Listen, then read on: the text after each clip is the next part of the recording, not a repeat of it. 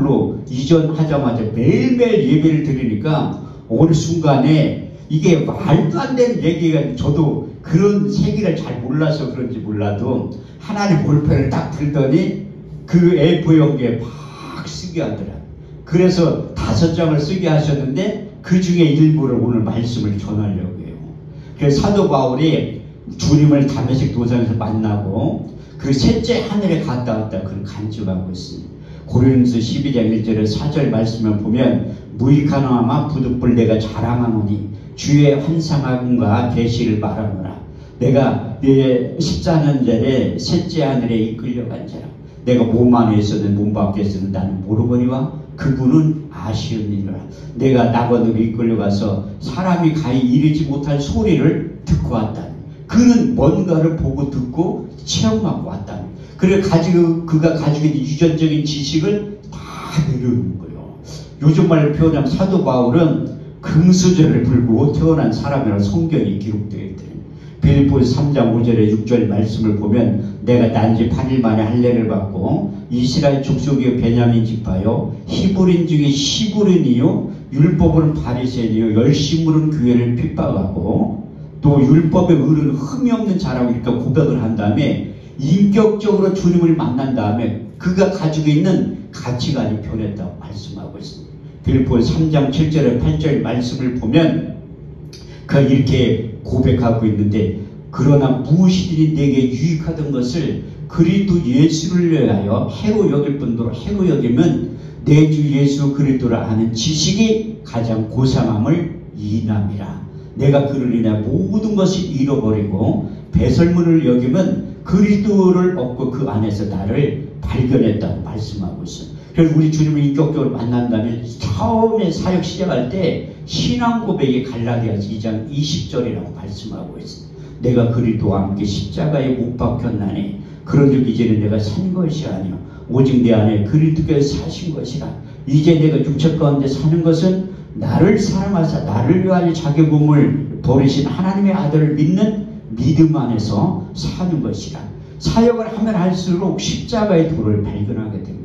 고린도서 1장 18절 말씀을 보면 십자가의 도가 멸망하는 생명이 미련한 것이요 구원을 얻은 우리에게는 하나님의 능력이 된다고 하시면서 사역을 하면 할수록 하나님과 가까이 가서 로마서 14장 8절 말씀을 통해서 두 번째 신앙 고백이다.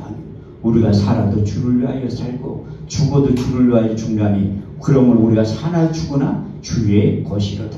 그가 사역 마지막 부분에 가서 에베소 교인들과 작별을 할 때 그 유명한 말씀을 에베소 교인들에게 전달을 하는 거예요. 사도행 20장 22절에서 24절 말씀을 보면 내가 심령이 메어 예루살렘으로 올라가는데 거기서 무슨 일을 만나는 나는 알지 못하였나. 성령이 밝게 말씀하시기를 결박고 한다니 나를 기다린다 하시나 주 예수께 받은 사명 하나님 은혜의 복음을 증거하는 일을 바치려 하면은 나의 생명을 조금 더 귀한 것으로 여기지 아니하느라. 그래서 사도 바울은 항상 성령이 말하게 하심을 따라 자기 혀를 빌려줘서 복음을 전하고 간증했다고 말씀하고 있습니다. 그 항상 주변 사람들한테 기도 부탁할 때 에베소 6장 19절 말씀을 보면 나를 위하여 구할 것은 나로 입을 벌려 복음의 비밀을 담대히 알리기 없어서. 그 복음의 비밀이 성령 하나님께 직접 가르침을 받았다 그 고백하고 간증하고 있습니다. 갈라디아서 1장 11절 12절 말씀을 보면 내가 전한 복음은 사람의 뜻으로 난 것이 아니요 사람에게 배운 것도 아니요 받은 것도 아니요 곧 그리스도의 계시를 통해서 복음을 전하고 증거했다고 말씀하고 있습니다. 저도 하나님 앞에 제가 얼마나 말을 못하는 사람이냐면 우리 형제가 7남매거든요. 그런데 이제 형제끼리 어쩌다 만나가지고 식사를 하면 우리는 주문도 말로 안 해. 손가락으로 하지. 매일 밤 보이고 놀라고 하지. 그래서 30분간 식사하고 나갈 때 식당 아줌마가 벙어리 안 했냐고 물어봐. 그만큼 얘기를 하고. 지금도 어쩌다가 네 누나나 만나면 왔냐 잘가 그게 끝이요. 동생이 목동에 사는데 저를 보고 싶으면 가끔가다 전화를 와. 식사를 한 번 하는데 그럼 교회로 와라. 안 온대 교회는. 그럼 내가 바빠서 못 간다고 하면 형 용돈 드릴 테니까 오세요. 그럼 얼른 가지. 신방을 돈 준다는데 안 갈 이유가 없잖아요. 가서 이렇게 보면 형 왔어요? 잘 있었네. 그게 끝이야. 2시간 동안 얼굴만 쳐다보고 있어. 재수씨는 답답해 죽겠대. 어떻게 형제들이 오랜만에 만나가지고 아무 말도 안. 재수씨가 상당히 똑똑한 여자예요. 서울대 나왔으니까 나름대로 엄청 똑똑하지. 근데 그렇게 얘기를 왜 안 하니? 이게 우리 식구들의 유전적인 전통이라니까. 근데 우리 주님께서 저를 제자로 부르신 다음에 바울에게 말 잘할 수 있는 능력을 주셨던 것처럼 저에게도 말 잘할 수 있는 능력을 주셨다니까. 바울의 말을 얼마나 못했으면, 성경에 써있다니까요. 말을 얼마나 못했으면. 고린도 10장 10절 말씀을 보면 그 편지는 중하고 힘이 있으나 그 몸으로 대할 때는 말에 시원치 아니하느냐. 얼마나 말 못했으면 성경에 써있겠어. 본인 스스로도 이렇게 고백해. 고린도 11장 6절 말씀을 보면 나는 말에는 조라나 지식에는 그렇지 아니하는도다. 그래서 사도 바울이 설교를 얼마나 못했냐면 설교하다 사람 죽인 적도 있어요. 유튜브라고. 나는 설교 21년째 하고 있지만 한 번도 설교하다가 사람 죽인 적은 없어. 졸교할 수 있는 능력은 있어도. 이렇듯이 하나님이 말 못해도 말 잘할 수 있는 능력을 주신 다음에 사역자를 불러서 사용하시는 거예요. 너희가 무슨 일을 하려거든 하나님의 공급하시는 힘과 능력을 받아서 그 사역을 하라고 하셨듯이, 내가 이제 성경에 대해서 성령에서 목가일 동안 성경을 많이 읽으면서 이론과 지식은 좀 아는데 능력이 하나도 안 나타나는 거예요. 그런데 하나님이 그 서울로 이전하게 한 다음에 매일매일 예배 드리니까 신기한 일들이 나타나기 시작하네요. 고린도전서 4장 20절 말씀을 보면 하나님 나라는 말에 있지 않고 능력이 있다는 거예요. 능력이.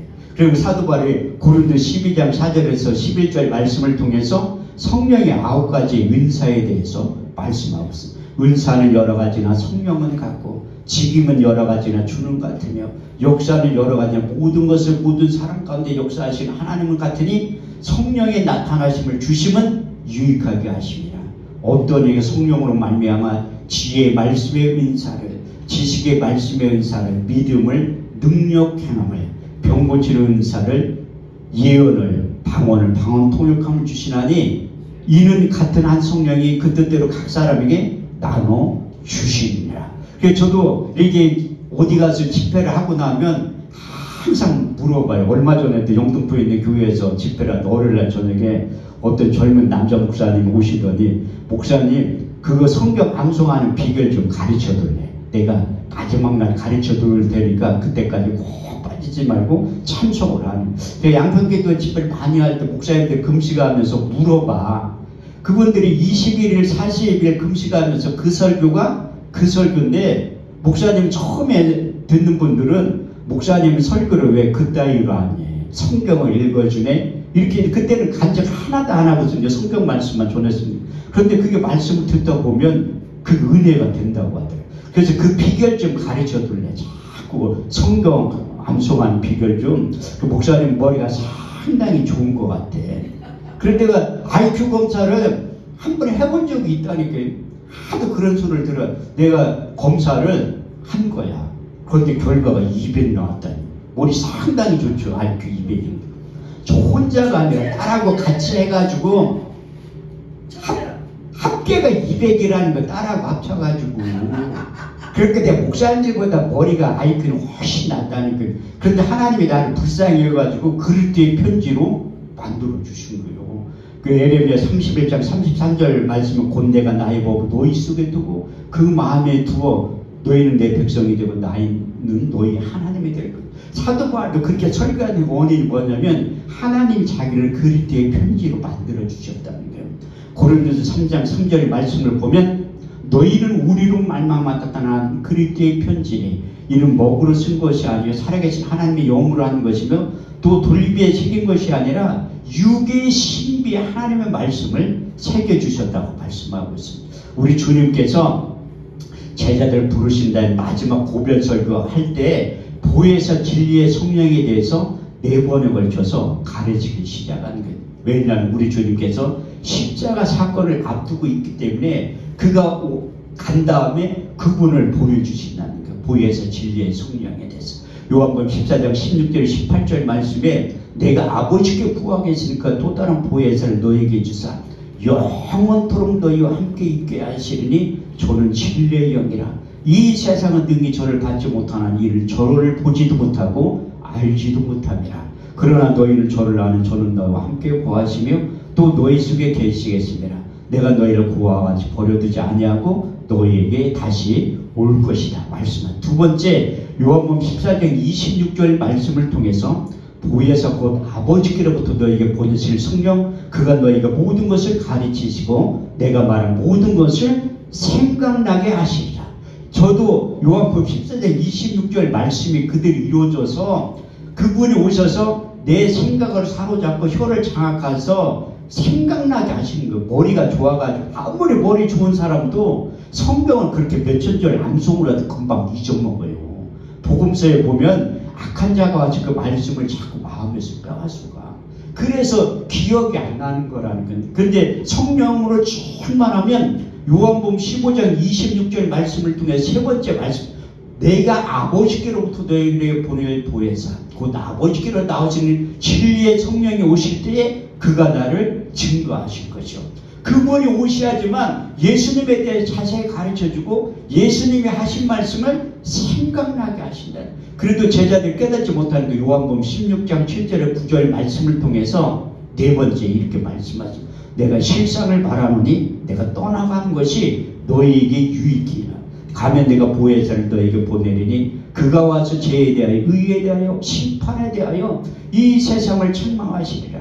죄에 대하면 너희가 나를 믿지 아니하며 의에 대하면 내가 아버지께로 가서 너희가 나를 다시 보지 못하며 심판에 대하면 이 세상 임금이 심판을 받았느니라. 이렇게 보혜사 진리의 성령에 대해서 네 번에 걸쳐서 제자들을 가르쳐 주셨는데 그래도 깨닫지 못하니까 요한복음 16장 13절 말씀을 통해서 결론을 내려주시며 그리하나 진리의 성령이 오시면 그가 너를 모든 진리 가운데로 인도하시니 그가 스스로 말하지 않고 오직 듣는 것을 말하시며 장래일을 너에게 알려주신다는 것. 그리고 우리 주님께서 부활하셔서 40일 동안 이 땅에 계셨는데 그 근거가 어디에 있냐면 사도행전 1장 3절 말씀에 보면 해 받으신 후에 친히 사심은 나타내사 40일 동안 저에게 보이시며 하나님 나라에 대해서 말씀하기 시작합니다. 그때 제자들에게 찾아오셔서 성령을 부어주신 거예요.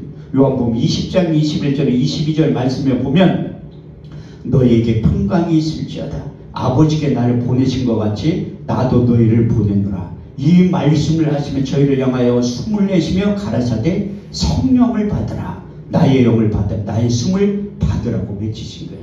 또 사도행 1장 4절에서 5절 말씀에 보면 사도와 같이 보이사 저에게 금과하여 가라사대 예루살렘을 떠나지 말고 내가 이른 바 아버지의 약속하신 것을 기다려라. 요한은 물로 세례를 베풀었으나 너희는 몇 날이 못되어 성령으로 세례를 받게 될 것이다.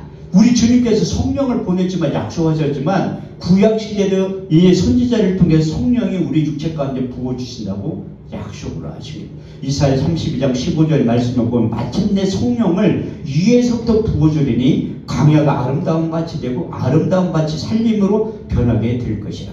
또 대표적인 선지자가 요엘 선지자의 입술을 통해서 요엘서 2장 28절에 29절 말씀을 보면 그의 내 시를 남종과 여종들에게 부어주리니 너의 자녀들은 장래일을 말할 것이요 너의 젊은이는 한상을 보고 너희 늙은이는 꿈을 꾸리라. 그때 내 영을 남종과 여종들에게 부어주신다 약속하신 말씀이 그대로 이루어진 거예요. 그래서 하나님께서 성경 말씀 31,173절을 통해서 예언했던 그 언약의 말씀은 하나님의 때에 하나님의 방법으로 반드시 나타난다고 약속하고 있습니다. 저는 10분 89분 34절 말씀 확실히 믿는 목사 중에 한 사람 내 언약을 방하지 아니하고 내 입술은 내 것도 변치 아니하리라. 민수기 24장 19절 말씀을 보면 내 언약을 방하지 아니하고 내 여호와는 인생이 아니시니 거짓말을 하지 아니하시고 인자가 아니시니 후회가 없으시도다.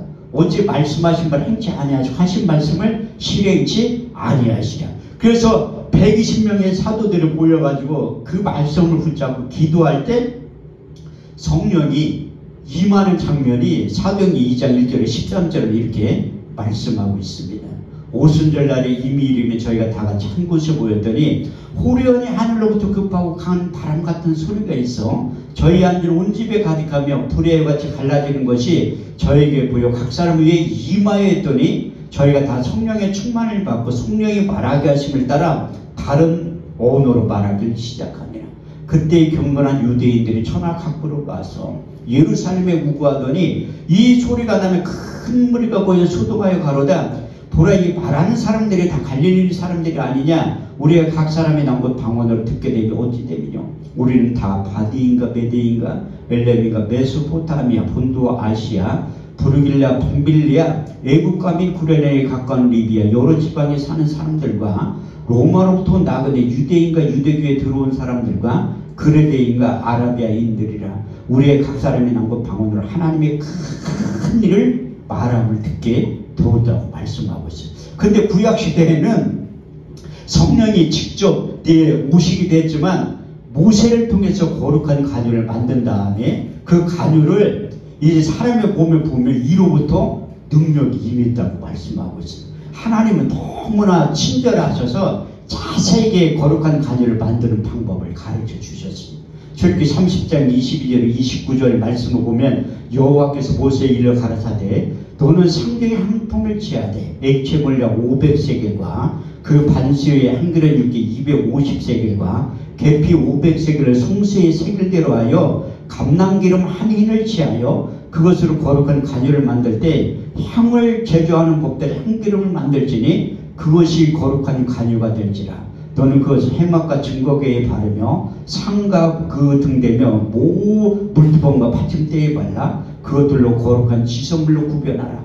무릇 이것에 접촉하는 것마다 거룩하게 구별되리라. 그래서 그 구약시대는 거룩한 간유를 기구에 발랐을 때 거룩한 지성물로 구분이 되어 있고 그 관유를 사람의 몸에 부을 때 이로부터 왕의 능력, 제사장의 능력, 선지자의 능력이 임하게 된다고 말씀하고 있습니다. 출애굽기 30장 30절 말씀을 보면 너는 아론과 그의 아들들에게 기름을 발라 그들로 거룩하게 하고 제사장의 직분을 행하게 된다고 말씀하셨고 열왕기상 19장 16절 말씀을 보면 엘리사에게 기름을 부어 선지자의 직분을 행하게 된다고 말씀하셨고 열왕기하 9장 3절 말씀에 보면 기름병을 가지고 와서 그 머리에 부으며 이르기를 여호와의 말씀에 내가 내게 기름을 부어 이스라엘의 왕이 된다고 말씀하고 있습니다. 그런데 하나님이 덧붙여서 이 거룩한 관유를 함부로 만드는 자나 타인의 몸에 함부로 붓는 자는 그 백성에서 끊쳐지게 된다는 경고의 말씀도 하시겠습니다.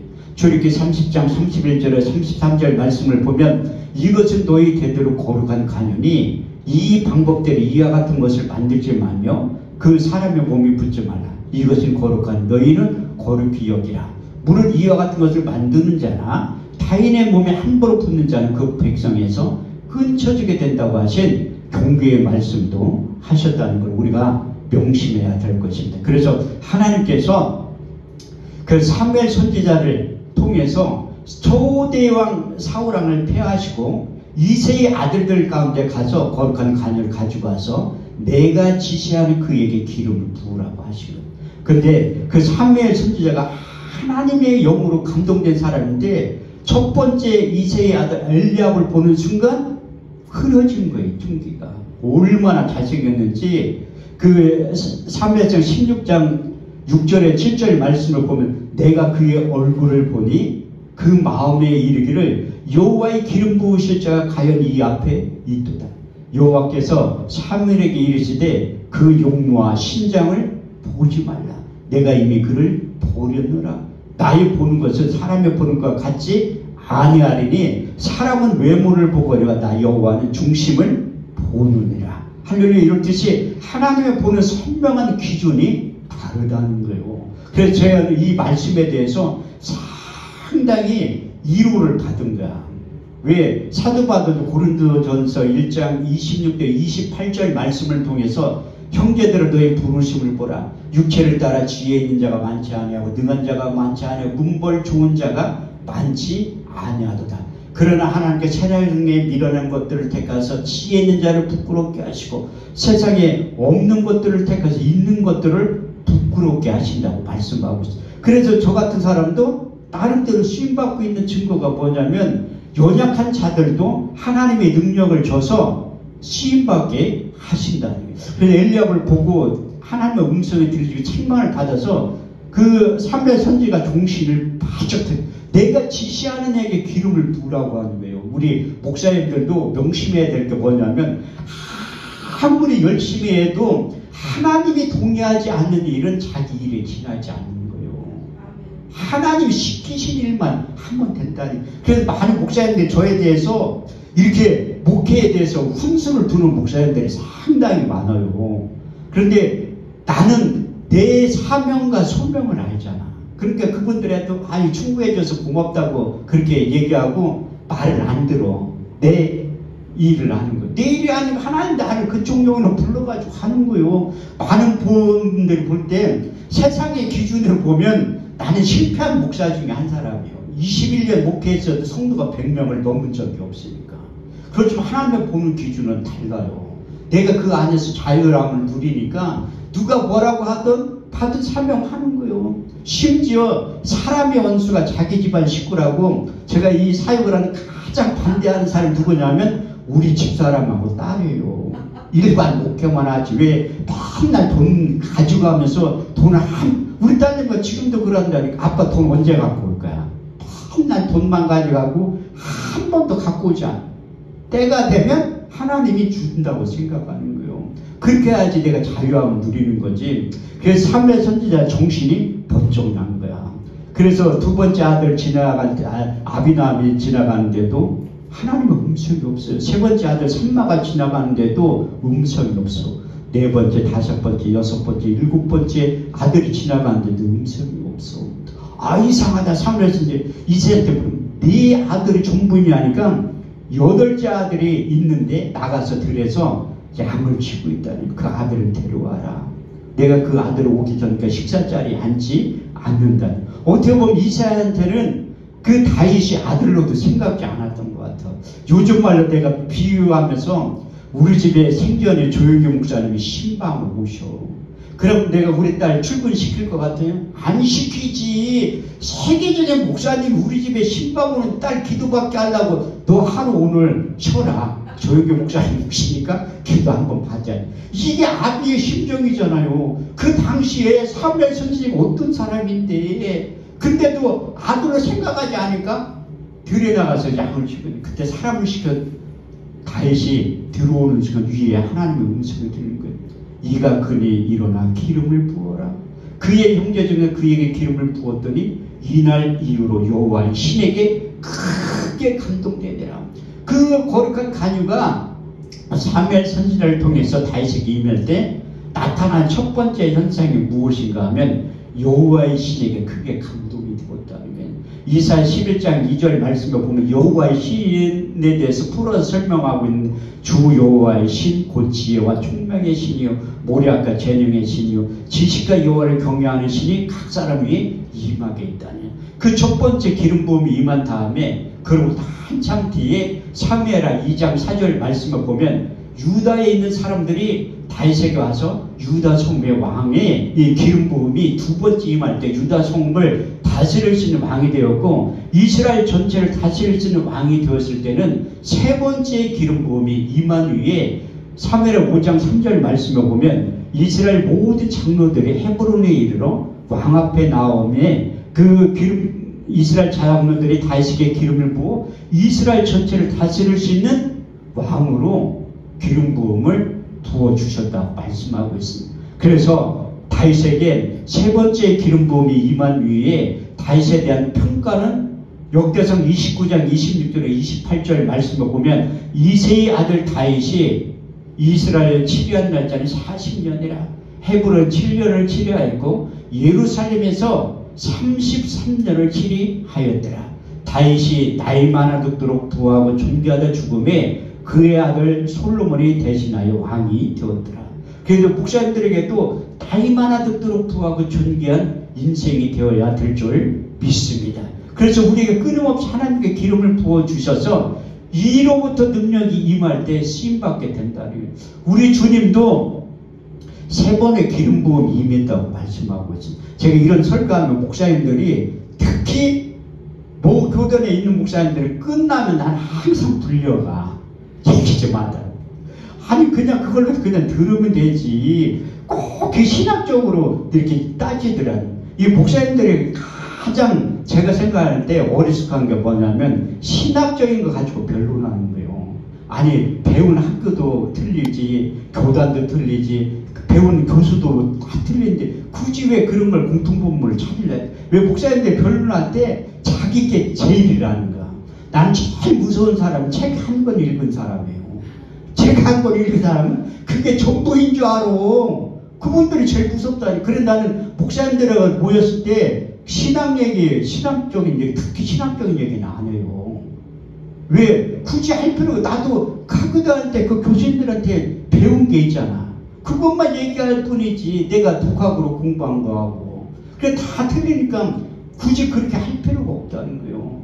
그러니까 그 목사님들이 불러가지고 무슨 예수님이 기름 부음이 필요하지. 아니 성경이 써있다는데 성경에 없는 얘기는 안 한다는 거예요. 우리 주님께서 그 세례요한에게 그 첫 번째 세례를 받을 때 이로부터 기름 부음이 임하는 장면에 대해서 마태복음 3장 16절에 17절에 이렇게 말씀하고 있어요. 예수께 세례를 받으시고 물에서 올라오실새 하늘이 열리고 하나님의 성령이 비둘기같이 내려 자기 위에 임하심을 보시더니 하늘로서 소리가 있어 말씀하시되 이는 내 사랑하는 아들이요 내 기뻐하는 자라고 말씀하신 거예요. 그 위에 우리 주님께서 어렸지만 평소에 하시던 대로 해당에 가서 하나님의 말씀을 읽은 거예요. 두 번째 기름 부음이 임할 때 해당에 가서 그 두루마리 성경을 읽은 거예요.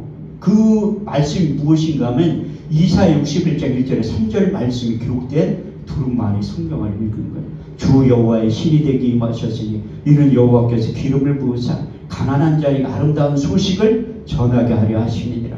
나를 보내서 마음이 상한 자를 고치며 포로된 자에게 자유를 갇힌 자에게 노임을 전파하며 여호와의 은혜와 우리 하나님의 신의 너를 전파하되 무릇 시온에 슬퍼하는 자의 확관을 주어 그 죄를 대신하며 희락의 기름으로 그 슬픔을 대신하며 찬송의 옷으로 그 근심을 대신하시고 그들로 의인하고 그 여호와께 심으신 바 그 영광을 나타낼 자라 일컬음을 얻게 하려 하셨느니라. 두 번째 기름 부음이 임하는 장면에 대해서 누가복음 4장 18절 19절 말씀을 보면 주의 성령이 내게 임하셨으니 이는 내게 기름을 부으시고 가난한 자에게 아름다운 소식을 전하게 하려 하심이니라. 나를 보내서 마음이 상한 자를 고치며 눌린 자를 자유케 하며 주의 은혜를 전파하게 하셨다고 말씀하고 있어요. 세 번째, 그 기름 부음이 임해서 사역을 활발히 할 때 따라다니는 제자들을 본 거예요. 사도행전 10장 38절 말씀을 보면 하나님이 나사렛 예수에게 성령과 능력으로 기름 붓듯 부으심에 저가 두루 다니시며 착한 일을 해가시며 마귀에게 눌린 자를 고치셨으니 이는 곧 하나님께서 함께 하셨느니라. 우리 주님도 성령 하나님과 같이 동역하셨다고 말씀하고 있습니다. 그래서 가르치고 고치시고 전파하셨다고 말씀하고 있습니다. 마태복음 4장 23절 24절 말씀을 보면 예수께서 온 갈릴리에 두루 다니사 저희 해당은 천국 복음을 전파하사 백성 중에 모든 병과 모든 약한 것을 고치셨으니 그의 소문이 온 시대에 퍼지니라. 백성들은 모든 앓는 자 곧 각색병과 고통에 걸린 자 간질하는 자 귀신 들린 자 중풍병자를 다 고치셨다고 말씀하고 있습니다. 그런데 우리 주님께서 승천하기 전에 사도를 불러온 다음에 성령을 부어주신 거예요. 성령이 임하야지만 우리가 예수 증인도 될 수 있지만 내가 보고 들은 예수를 전하지 않고는 견딜 수 없는 뜨거운 마음을 주신 거예요. 오순절 마가의 다락방 성령이 임한 다음에 제자들이 나가서 대제사장, 서기관, 바리새인 앞에 담대히 복음을 전하는 거예요. 사도행전 4장 20절 말씀을 보면 내가 전한 복음은 만난 예수를